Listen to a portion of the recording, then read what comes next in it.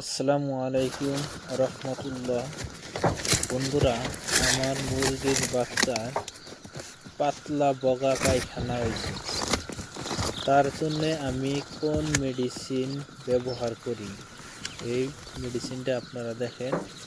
আপনাদের যদি মুরগির কোনো বগা বা পাতলা পায়খানা হয়, তাইলে এই মেডিসিনটা আপনারা প্রয়োগ করতে পারবেন। এটা দিছি আমি মেটাপ্রিম,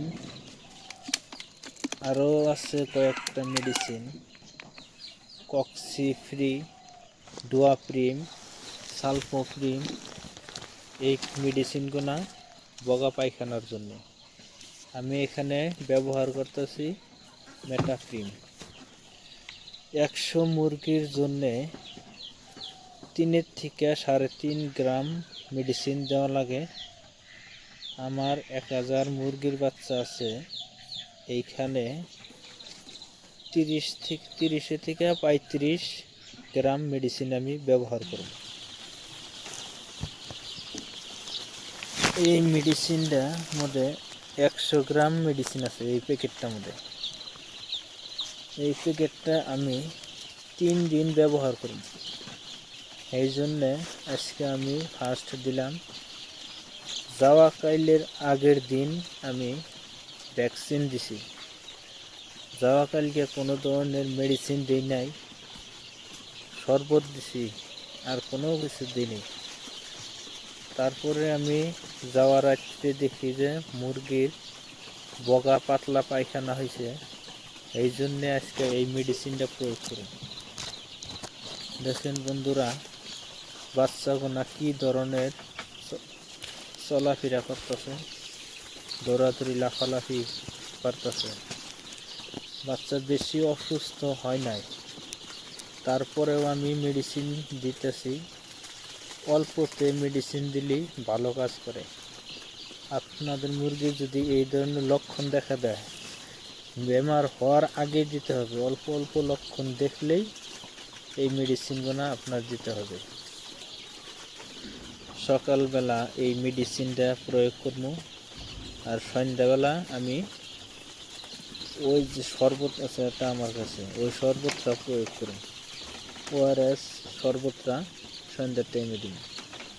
এইভাবে 3 দিন নাগানাগি দেওয়ার পর দেখতে হবে যে মুরগির অবস্থা কী। আর এই ঠান্ডার সময় আপনারা মুরগির বাচ্চা যেখানে ব্রুডিং করবেন, ওই জায়গাটা সব সময় শুকনো রাখতে।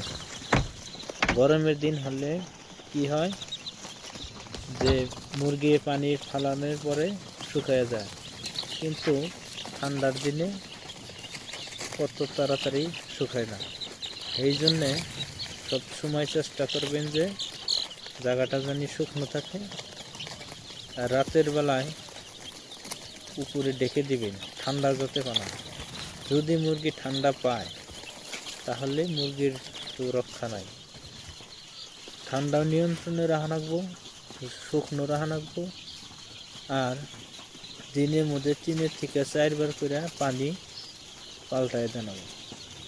নতুন নতুন তাজা তাজা পানি দিলে মুরগি সুস্থ থাকবো, তাড়াতাড়ি পানি খাবো, আর গ্রোথ বেশি হবে।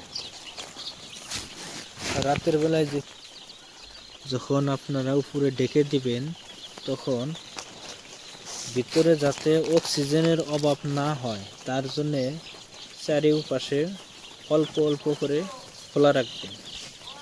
আর ভিতরে যাতে অ্যামোনিয়া গ্যাস না হয় তার জন্যে রোদ ওঠার পরে আপনারা তুষবনা ভালো করে উল্টায় দিবেন, ভালো করে হাত দিয়া নেড়ে দিবেন। নেড়ে দেওয়ার পরে উপরে যে ভিজা থাকবো সেটা তলে যাবে, আর তলের শুকনোটা উপরে আসবে।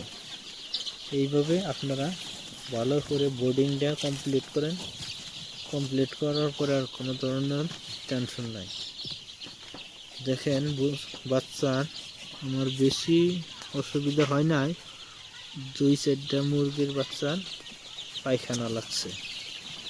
সেখানে আছে এই যে একটা কালা বাচ্চা আপনারা দেখতে পাচ্ছেন, এই বাচ্চাটার পিছনে বগা পায়খানা লেগে আছে। এই ধরনের 4 থেকে 5টা আমার বাচ্চা মধ্যে লেগেছে। আপনারা এই জিনিসটা লক্ষ্য রাখবেন। হাঁসের বাচ্চা হোক আর মুরগির বাচ্চা হোক, সবসময় লক্ষ্য রাখতে হবে যে পায়খানাটা যাতে কোনো ধরনের ভেজাল না হয়। বগা বা আরও বিভিন্ন ধরনের পায়খানা হয়, ওইগুলো বেমারের লক্ষণ। পানি দেওয়ার সময় লক্ষ্য রাখতে হবে যে পানির পাত্রের মধ্যে ব্লেক কিবা কিবি লেগে থাকে, ওই জিনিসটা ভালো করে ধুয়া পরিষ্কার করে সে আপনারা পানি দিবেন। নইলে তার থেকেই বিভিন্ন বেমারের সৃষ্টি হয়। পানিটা দিতে হবে পরিষ্কার পানি। যে কলে আয়রন আছে ওই কলের পানি দেওয়া যাবে না। পরিষ্কার আয়রন ছাড়া পানি দিলে বেমার আজার কম হবে। এইভাবে আপনারা মুরগি পালন করেন, দেখবেন যে সফলতা ইনশাল্লাহ আসবেই। সবাই ভালো করে লক্ষ্য রেখে মুরগি পালন করবে। এই ঠান্ডার সময় খুব অসুবিধা। আসসালামু আলাইকুম রহমতুল্লাহ।